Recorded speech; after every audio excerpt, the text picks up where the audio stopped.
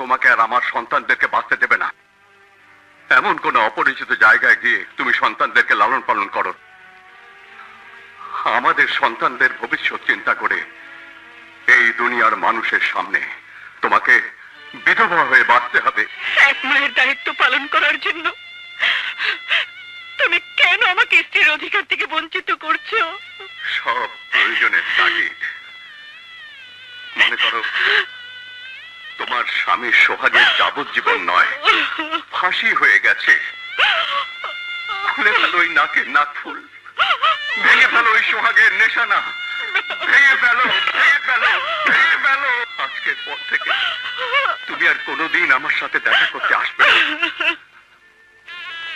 কোনোদিন তুমি আমার সন্তানদেরকে বলবে না আমি জীবিত আছি। তারপর খুলে ফেললাম নাকের ফুল, রঙিন শাড়ি, কারণ একটাই, আমি তোদের সুন্দর জীবন চেয়েছিলাম। মা, আমার বড় ভাই কোথায়? খুনের দায়ে তারও 16 বছরের জেল হয়েছিল। কিছুদিন আগে আমি জেলারের সাথে দেখা করেছিলাম, ছাড়া পেয়ে কোথায় গেছে কেউ জানে না। তুমি আমাকে ক্ষমা করে দাও। আমি বাবার সাথে দেখা করব। আজাদ করেছি, কারা যেন তোমার সাথে দেখা করতে এসেছে।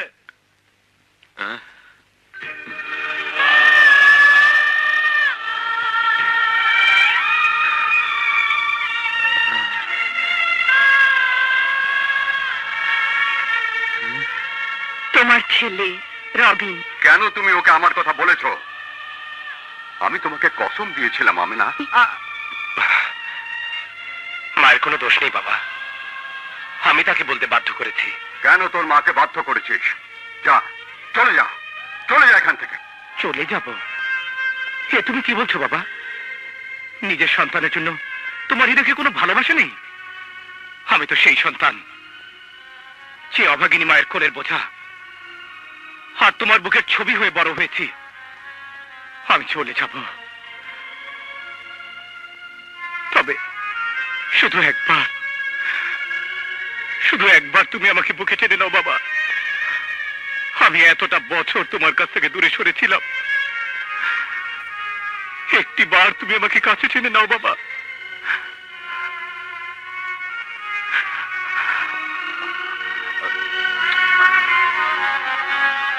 বাবা, আমি তোমাকে কথা দিচ্ছি, যাদের কারণে তোমার জীবন ধ্বংস হয়ে গেছে, যাদের কারণে আজ আমরা বিচ্ছিন্ন, তুমি শুধু আমাকে দোয়া করো বাবা, আমি যেন ওই হারামির বাচ্চাদের এই পৃথিবী থেকে নিশ্চিহ্ন করে দিতে পারি। না বাবা না, তুই ওদের ক্ষমতা সম্পর্কে জানিস না, ওরা বড় ভয়ঙ্কর। যত ভয়ঙ্করই হোক, আমি ওদের শেষ দেখব। তুমি আমাকে আশীর্বাদ করো, আশীর্বাদ করো। আমেনা, আমার রাজা কোথায়? রাজা? বুঝলে, তুই যা, আমার কিছু ভালো লাগছে না, আমাকে একটু একা থাকতে দে। ভালো লাগছে না? আমি এলাম, তাও তোমার ভালো লাগছে না? তার মানে সমস্যা গভীর।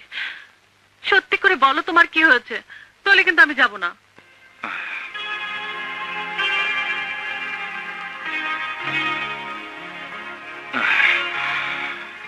মাকে দেখতে খুব আমার ইচ্ছে হচ্ছে।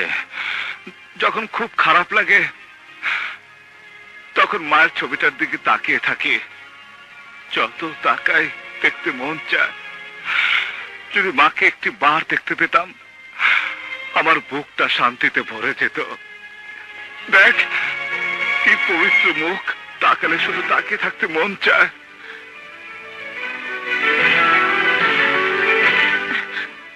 আমি তোমার মাকে তোমার সামনে এনে হাজির করব। দেখ বুঝলে, আমার সাথে ফাজলামো করবি না, আমার মনটা এমনিতে ভালো নেই। সত্যি বলছিস? হ্যাঁ কালাম্মা, সেজন্যই তো আমি আপনাকে নিয়ে যেতে এসেছি। চলো চল,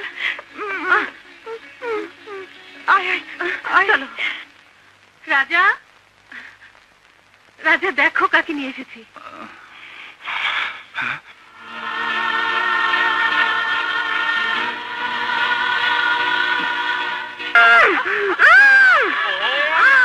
মা, রাজা, মা গো, আমি তোমার রাজা, রাজা, আমি তোমার রাজা মা।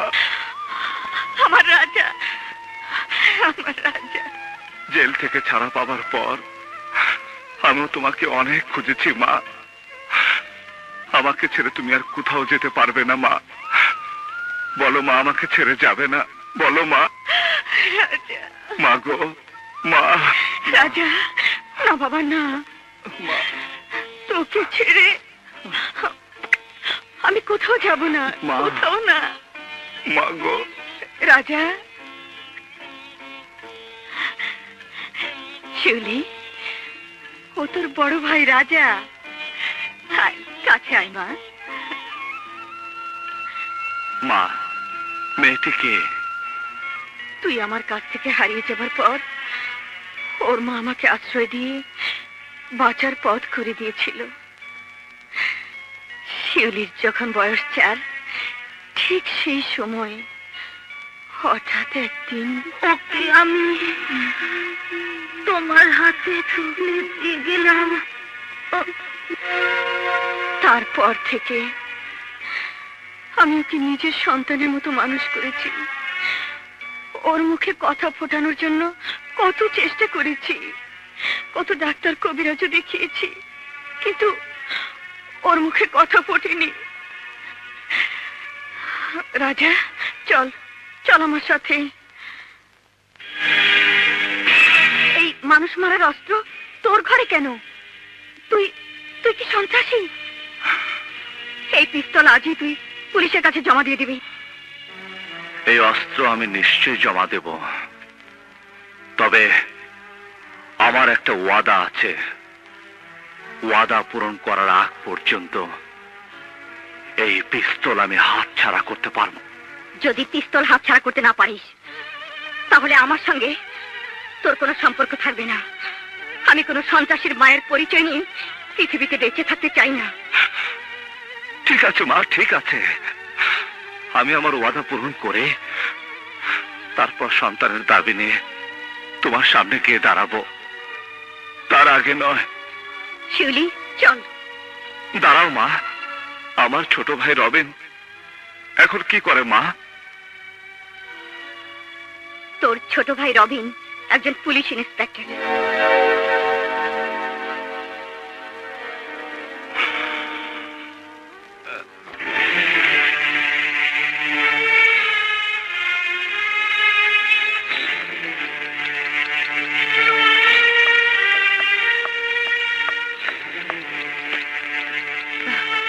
মলি, তুই আমার বেডরুমে? তাছাড়া এত রাত পর্যন্ত জেগে আছিস, কি ব্যাপার বলতো মা? মা, তুমি আমার একটা প্রশ্নের জবাব দেবে? কি বলবি বল। তুমি তো আনন্দ আশ্রম এতিমখানার চেয়ারম্যান। হুম। এতিমখানার প্রতিষ্ঠাতা সাধু ভাইকে তুমি চেনো? হ্যাঁ চিনি। কেন, কি হয়েছে? সাধু ভাইয়ের গাড়ির ড্রাইভার আজাদ কোরাইশিকে তুমি চিনতে? না মানে আমি চিনবো কি করে? মা, তুমি আমার সাথে মিথ্যে কথা বলছো। তোমার দেয়া মিথ্যে সাক্ষীতে রবিনের বাবার যাবজ্জীবন জেল হয়েছে। মিথ্যে কথা? না, মিথ্যে নয়। সাধু ভাই নামধারী ভণ্ড তোমার অবৈধ ব্যবসার পার্টনার, এও কি মিথ্যে? মলি, তুই কি পাগল হয়েছিস? মা, তুমি এমনই এক বিবেকহীন পাষাণ। যে শিশুরা তোমাকে মা বলে ডাকতো তাদের তুমি বিক্রি করেছো। আমিও তো তোমাকে মা বলে ডাকি। আমাকে বিক্রি করো, বিদেশে পাচার করতে না পারো, দেশের মাটিতে বেশ্যা বানিয়ে রাখো। মলি, কি বলছিস? মলি, তুই আমাকে ক্ষমা করে দে মা, ক্ষমা করে দে। ক্ষমা? ক্ষমা তুমি সেদিনই পাবে যেদিন তুমি তোমার সমস্ত অপরাধ স্বীকার করে আইনের কাছে আত্মসমর্পণ করবে। মলি,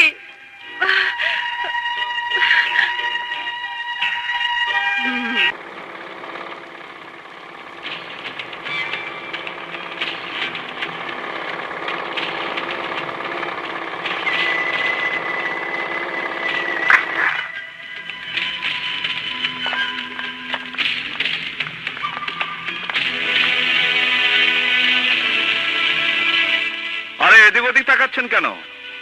এটা জাফর শেঠের এলাকা।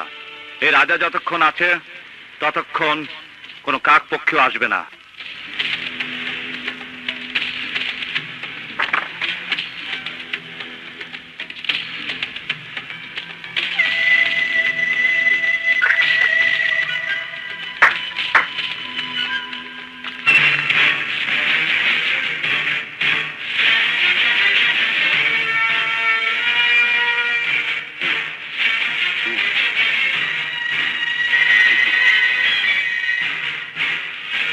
Thank you.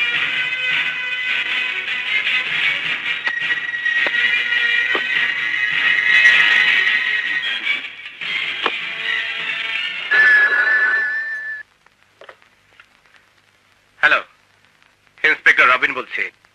শুনুন ইন্সপেক্টর সাহেব, গত রাতে কোটি টাকার হেরোইন স্মাগলিং হয়েছে, যা খুব শিগগিরই সারা দেশে ছড়িয়ে পড়বে। এদেশের যুব সমাজ ধ্বংসের পথে এগিয়ে যাবে। কিন্তু আপনি কে? আমি একজন দেশপ্রেমিক যুবক। কিন্তু স্মাগলিং হবার পর কেন খবর দিচ্ছেন? কারণ দ্বিতীয়বার আমি যখন আপনাকে খবর দেব, তখন যেন আপনার বিশ্বাস হয়।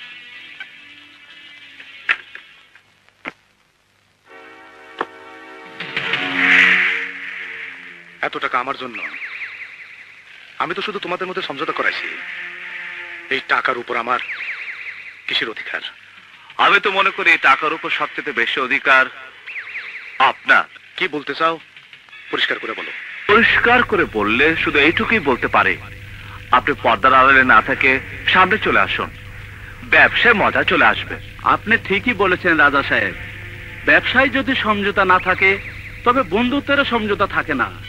তাই আপনার মতো বন্ধু পাওয়ায় আমরা গর্বিত। তোমার বুদ্ধি থেকে সত্যি আমি আশ্চর্য হচ্ছি।